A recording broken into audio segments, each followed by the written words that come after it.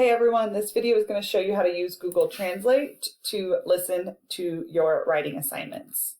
Go to Google, type in Google Translate, click enter. You'll see this come up. I have already copied my text from my essay. I recommend doing about a paragraph at a time. You're going to paste it in here. It should automatically detect English and translate to English. If it's set on something maybe from previous use of Google Translate, then just go ahead and make sure you have English. You're going to come down to the speaker button. If you hover over it, you'll see the word listen. Go ahead and click and it will read you your writing. I am pretending to copy and paste a paragraph. This will really help you guys catch mistakes and simple words that we sometimes forget and look over during the editing process.